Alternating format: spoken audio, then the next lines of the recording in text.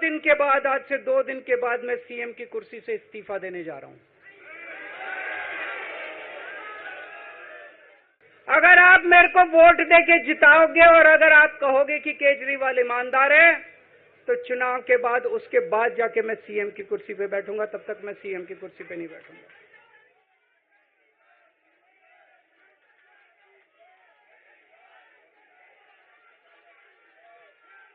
भारत माता की, भारत माता की।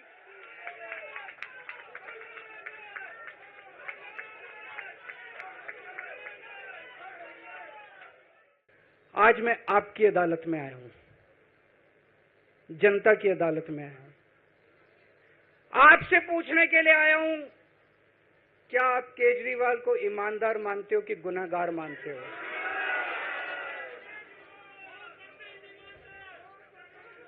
मैं दिल्ली की जनता से पूछना चाहता हूं, मैं देश की जनता से पूछना चाहता हूं कि क्या केजरीवाल ईमानदार है कि गुनहगार है?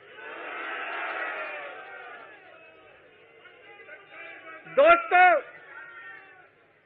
2 दिन के बाद, आज से 2 दिन के बाद मैं सीएम की कुर्सी से इस्तीफा देने जा रहा हूं।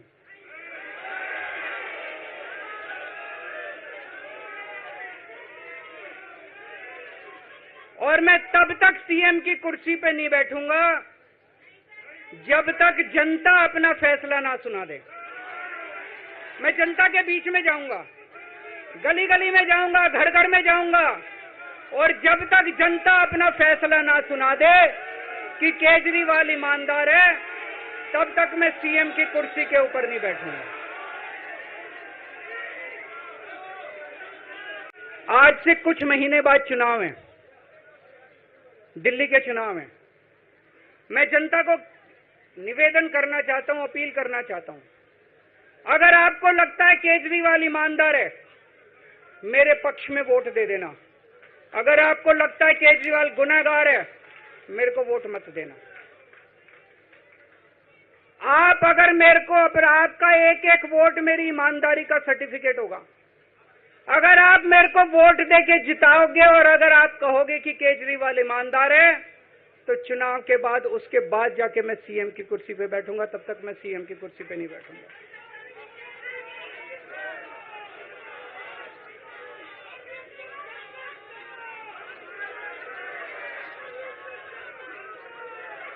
आपको लग रहा होगा अभी अभी जेल से रिहा होके आया है, ये कैसा क्यों बोल रहा है? अभी अभी जेल से रिहाई होके आया है, अब ये इस्तीफा क्यों दे रहा है?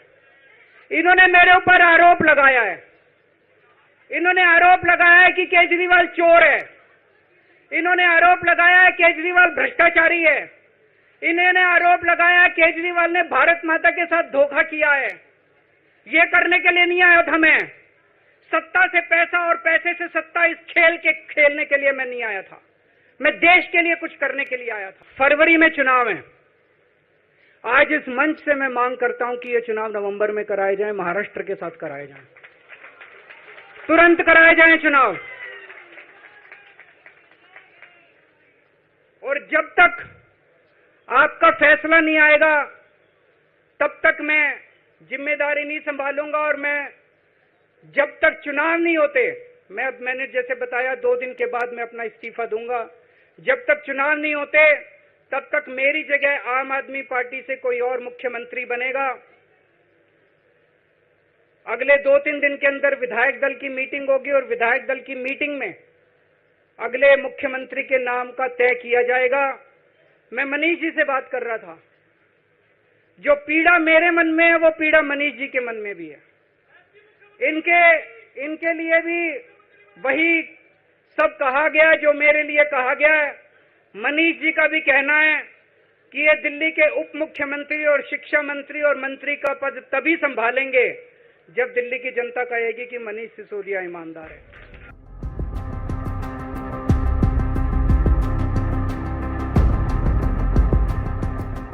दिल्ली के ऐसे दूसरे मुख्यमंत्री हैं जिनको करप्शन के कारण कुर्सी छोड़नी पड़ रही है। पहले शीला हारी है, अब केजरीवाल की बारी है। ये वो आदमी है जो जेल के अंदर से भी इस्तीफा देने को तैयार नहीं थे। कह रहे थे कि मैं जेल से ही सरकार चलाऊंगा, लेकिन आज सुप्रीम कोर्ट का डंडा पड़ा है, अरविंद केजरीवाल को कुर्सी छोड़नी पड़ रही है। अरविंद केजरीवाल जी ने अभी ऐलान किया कि वो 2 दिन बाद रिजाइन करेंगे और कहा कि जनता के बीच में फरमान लेके आएंगे और दोबारा तब मुख्यमंत्री बनेंगे। अरविंद केजरीवाल जी आपको एहसान नहीं कर रहे, कोई आप सेक्रीफाइस नहीं कर रहे। मानयोग सुप्रीम कोर्ट ने आपकी जमानत में लिखा है कि आप मुख्यमंत्री कुर्सी से दूर रहेंगे, कोई फाइल साइन नहीं कर सकते, इसलिए आपके पास विकल्प नहीं है।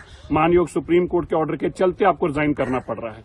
देखिए, इसमें सीएम ना सीएम बनने का कोई मतलब ही नहीं। हम लोग तो बहुत पहले से कह रहे थे कि इसे सीएम पद से छोड़ देना चाहिए। जब आपको जेल हो गई थी, भले किसी कारण से हुई, आपको तो बहुत पहले मुख्यमंत्री के पद से छोड़ देना चाहिए था। और अब बचा क्या है? अब इनके जो सीएम पद का छोड़ने का है, ये केवल एक नाटक है।